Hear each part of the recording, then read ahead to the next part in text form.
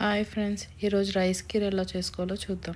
కావాల్సిన పదార్థాలు: గ్రైండ్ చేసి పెట్టుకున్న జీడిపప్పు, బాదం పప్పు, మళ్ళీ నానబెట్టుకున్న జీడిపప్పు, బాదం పప్పు, బియ్యం, పాలు, మిల్క్ మేడ్. ఇవి కావాల్సినవి. ఇప్పుడు మనం 1/2 లీటర్ పాలని ఒక బాండీలో వేసుకుని అది పొంగొచ్చే లోపల బియ్యాన్ని గ్రైండ్ చేసుకుందాం మెత్తగా. చాలా లూజ్గా రావాలి ఫ్రెండ్స్. కొంచెం మరీ రవ్వగా ఉంచొద్దు, ఎందుకంటే అప్పుడు ఉడకటానికి చాలా టైం పడుతుంది. మీరు చూస్తున్నారు కదా ఫ్రెండ్స్, ఎంత మెత్తగా చేశానో. అలా వచ్చిన తర్వాత పాలల్లో వేసుకుందాం. చూస్తున్నారు కదా ఫ్రెండ్స్, పాలు పొంగొస్తున్నప్పుడు మనం గ్రైండ్ చేసి పెట్టుకున్న బియ్యాన్ని వేసేసుకోవాలి.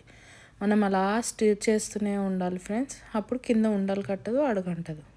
అది ఏ లోపల మనం ఓవర్ నైట్ సోక్ చేసుకున్న జీడిపప్పు, బాదం పప్పుని కూడా అలానే గ్రైండ్ చేసుకుందాం. బియ్యం ఎలా గ్రైండ్ చేసుకున్నామో సేమ్ అంతే గ్రైండ్ చేసుకోవాలి ఫ్రెండ్స్.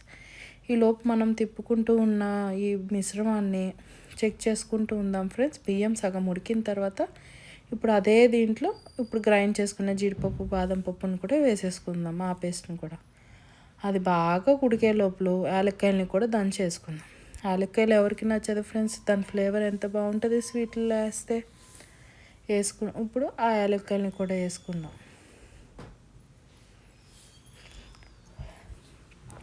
నెక్స్ట్ వచ్చేసరికల్లా షుగర్. మీరు షుగరే వేసుకుంటారా, బెల్లం వేసుకుంటారా, అది ఎవరి ప్రిఫరెన్స్ వాళ్ళది ఫ్రెండ్స్. నేను మాత్రం షుగర్ 2 కప్స్ వేసాను. Next milk made. Milk made వచ్చి మనకి కొంచెం థిక్నెస్ని ఇస్తుంది, టేస్ట్ని ఇస్తుంది. ఉంటే ఓకే, లేదు అంటే స్కిప్ చేసేసుకుని షుగర్ ఆర్ బెల్లం మనం ప్రిఫరెన్స్ ఏదైతే అది వేసేసుకుందాం. అది మనం బియ్యం అంతా ఉడికి అన్నీ అయ్యే లోపల మనం కావాల్సిన ఇందాక గ్రైండ్ చేసి పెట్టుకున్నాం కదా జీడిపప్పు, బాదం పప్పుని, అది నేతిలో గోల్డిష్ బ్రౌన్ కలర్ వచ్చేంత వరకు స్లోగా వేపుకోవాలి ఫ్రెండ్స్. హై ఫ్లేమ్లో అస్సలు ఉండకూడదు, ఏదైనా స్లో ఫ్లేమ్లోనే వేపుకోవాలి. చూస్తున్నారు కదా, గోల్డెన్ బ్రౌన్ వచ్చేసింది. ఇప్పుడు దాన్ని మళ్ళీ మన పాలల్లో దీంట్లో వేసేసుకుని బాగా కలుపుకోవాలి ఫ్రెండ్స్. బాగా కలుపుకొని జస్ట్ ఒక్కసారి పొంగొస్తే స్టవ్ ఆపేసుకుని సర్వింగ్ బౌల్లోకి తీసుకుని మనం సర్వ్ చేసేసుకుంటే చాలా చాలా బాగుంటుంది ఫ్రెండ్స్.